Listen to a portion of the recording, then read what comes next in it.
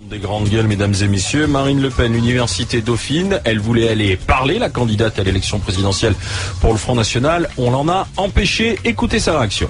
Où sommes-nous? Sommes-nous, oui ou non, dans un pays libre et dans un pays démocratique? C'est une vraie question que je pose ce soir, alors que je suis candidate à la présidentielle et que 20% des Français s'apprêtent à voter pour moi. Ai-je le droit, oui ou non, de rencontrer des étudiants qui m'invitent librement?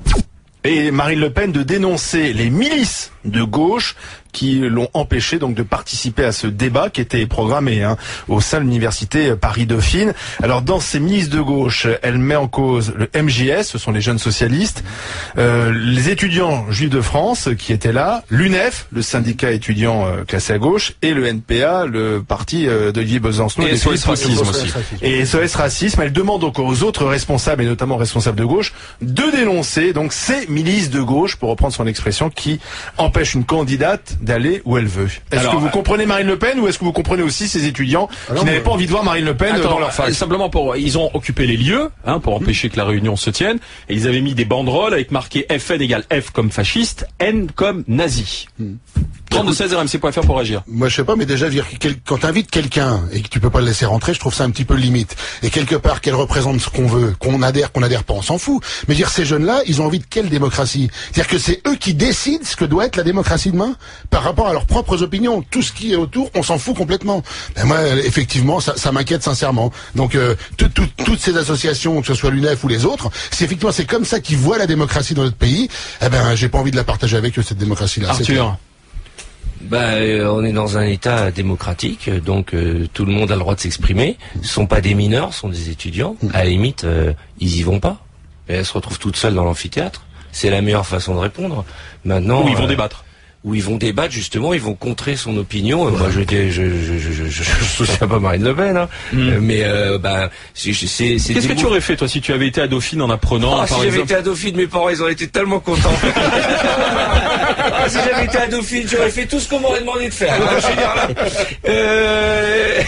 Est-ce que tu aurais manifesté? Est-ce que tu serais allé au contraire discuter dans l'amphi, ou tu aurais boycotté, tu aurais quitté manifester, c'est un droit. Donc les étudiants ont toujours manifesté. Exprimer son opinion quand on est étudiant, c'est des mouvements étudiants que toutes les révolutions sont nées quasiment. Donc heureusement que les étudiants s'expriment. Mais moi la meilleure façon c'est de la boycotter. N'allez pas l'écouter. N'allez pas l'écouter. Mais ne l'empêchez pas de. Moi je suis pas d'accord parce que la politique de la chaise vide ça n'a jamais rien amené. Je vais dire justement si j'ai quelqu'un et que je suis pas d'accord, j'ai envie d'échanger.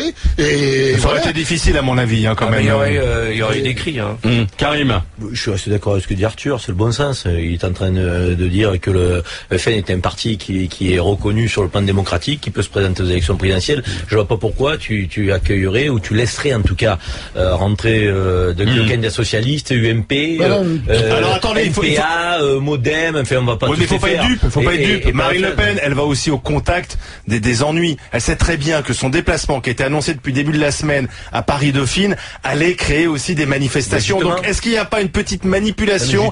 Elle s'attendait justement à ces réactions, puis derrière elle peut se poser en victime en disant vous voyez je suis victime, je peux pas parler. Ça veut dire que les étudiants quelque part sont tombés dans le piège. Ils sont tombés dans le piège. Vraiment manque d'intelligence. Comme l'a dit Arthur, je veux dire tu es pas frontiste. Et moi personnellement si j'avais été étudiant en Dauphine, à Levien, à la limite, tu poses une banderole, tu manifestes, c'est aussi ton droit, mais tu vas pas dans l'amphi. Mais il y avait un petit piège tendu, à mon avis, par le Front National. Qui est-ce qu'il a invité? Alors c'est d'étudiants de droite. Mais tu vois, j'ai Yann qui réagit. Yann qui m'écrit sur internet rmc.fr. Je suis désolé, moi je suis pour l'interdiction du Front National.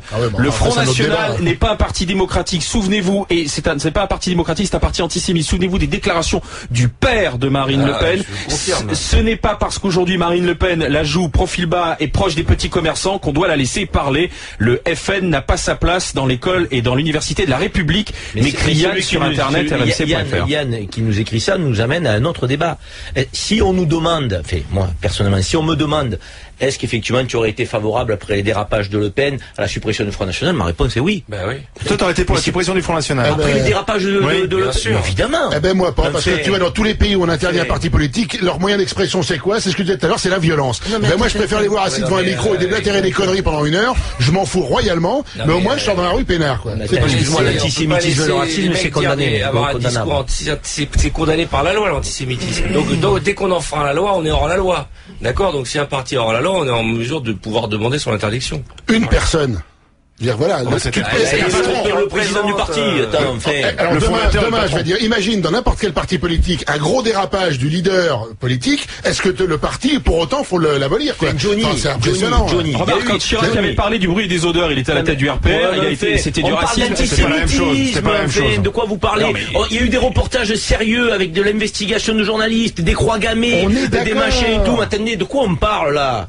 Enfin, c'est sérieux là. Je veux dire, à un moment donné. Mais est-ce que c'est la solution d'interdire? Est-ce que ça veut dire qu'il l'est toujours, le Front National? Son idéologie dans le nazisme. Non, mais est-ce que ça veut dire qu'il l'est toujours aujourd'hui? Parce que Yann me dit, il l'est toujours. Il avance masqué? Il avance masqué. C'est ce qu'il m'écrit sur internet rmc.fr. C'est ce qu'il pense. Il a une jupe et des talons. Arthur, il avance masqué. Marine Le Pen, écoutez, les chiens ne font pas des chats, c'est ça l'expression. Et franchement, disons qu'elle dérape moins que son père, mais je pense qu'à l'intérieur de son cerveau, c'est la même pensée. Ou voilà, et elle est plus, malheureusement, elle est un peu plus intelligente et elle utilise mieux la com que son père, ce qui fait que des personnes un peu faibles se sentent ou un peu perdues vont trouver quelqu'un à qui se raccrocher, mais je pense que c'est les mêmes idées et c'est le même but à la fin. Donc ça reste un parti raciste, antisémite. Bien sûr. Donc Yann a raison, à ce moment-là, il fallait pas le laisser rentrer à l'université. Non, il fallait pas l'inviter.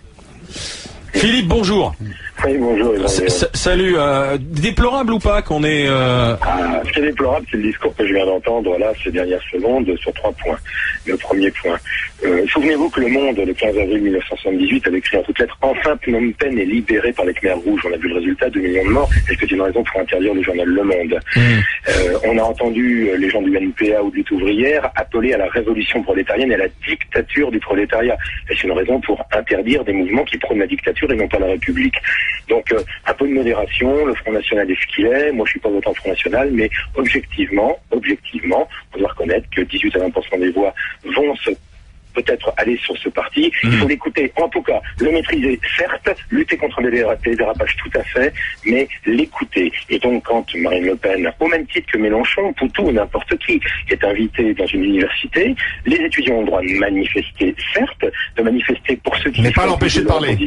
Mais pas l'empêcher de parler. Mais excuse-moi, entre l'écouter et l'empêcher de parler... l'idée d'empêcher de parler à quelconque autre homme politique. Non, il y a qu'elle pour lequel le problème se pose. Donc elle pose un problème. Pardon? Ça veut dire qu'elle pose un problème s'il y a qu'elle. Elle pose un problème à certains lobbies, vous le savez bien et nous le savons tous. Qui manifestait? L'UNEF, l'Union des étudiants juifs. Voilà, si vous étiez de l'autre côté, si par hasard, Philippe Poutou, qui s'exprimait, était en but à une interdiction de parole faite par le service d'ordre du Front National ou par les étudiants... Philippe Poutou ira jamais à Paris-Dauphine. Pardon? Ou alors il sera accueilli à bras ouverts. Philippe Paris-Dauphine, je crois pas, non. C'est une fac classée à droite. Voltaire disait, j'aime pas ce que vous dites, mais je me battrai pour que vous puissiez l'exprimer. Mais Philippe, d'accord. Non mais attendez Philippe, on est d'accord, je crois que tout le monde est d'accord pour dire que Marine Le Pen a le droit de parler. Est-ce qu'il n'y avait pas quand même une part de provocation? Vous voyez ce que vous dites, la provocation. Mais oui, parce que, attendez, Philippe, on n'est pas des naïfs, on sait très bien comment le Front National a souvent fait, c'est-à-dire se poser en position de victime. Jean-Marie Le Pen, il allait dans les médias pour dire que les médias l'invitaient pas. C'était quand même pendant des années sa tactique, sa stratégie, qui était une stratégie un peu fumeuse, parce qu'il était quand même invité par les médias, mais ça marchait. Et là, Marine Le Pen annonce à tout le monde, je vais aller à Paris-Dauphine, Donc forcément, les étudiants de gauche tombent dans le panneau, vont manifester, dire, ah, vous voyez, j'ai pas le droit de parler, la gauche, c'est anti-liberté d'expression. Ça sent quand même le coup monter. Alors donc, si je comprends bien, à chaque fois qu'un homme politique va annoncer que 8 ou 10 jours plus tard, il va aller quelque part, il s'exposera à ce qu'on puisse... Mais Marine Le Pen n'est pas François Bayrou ni François Hollande, elle déclenche pas la même chose. C'est un procès d'intention, là... Mais non, pas procès d'intention, c'est un constat. Qui est invité par une université. Et comme elle est invitée, elle a le droit d'y aller. Et si demain, François Bayrou va annoncer qu'il va dans les quartiers nord de Marseille, là où il avait giflé un garçon... Il n'y aura pas de manif. Après, c'est que le modèle, tout le monde s'en fout. Il n'y aura pas de manif. Karim. Il n'y aura pas de manif, justement. Et bien, alors attendez, Philippe, Karim. Non, il y a une partie des arguments que Philippe évoque qu'on peut entendre, mais il y en a une autre avec lesquels moi je suis pas d'accord. Quand il dit que presque qu'on est obligé de l'écouter, moi je suis pas obligé d'écouter Marine Le Pen si j'ai pas envie. Qu'on la laisse s'exprimer, c'est une chose. C'est ça ce qu'il dit. Il dit pas qu'il est obligé de l'écouter, il dit que tu la laisses s'exprimer. Il a dit il faut l'écouter, mais il faut si on a envie. Ça veut dire quoi? Il faut l'écouter. Mais enfin, arrêtez. Je Je veux dire, si on n'a pas envie effectivement de l'écouter, si on ne partage pas son position, il faut la laisser s'exprimer. Voilà, mais c'est ce que je dis. Mais faisons la part des choses. Il a été dit, il faut l'écouter. Non, on n'est pas obligé de l'écouter, comme on n'est pas obligé d'écouter les étudiants auraient dû faire comme Deuxième point, quand tu parles obligé de voter pour elle, surtout. Je le rappelle, c'est très important. L'écouter, on s'en fout. Voter pour elle, c'est plus grave. Mais si tu commences à l'écouter, tu peux être tenté.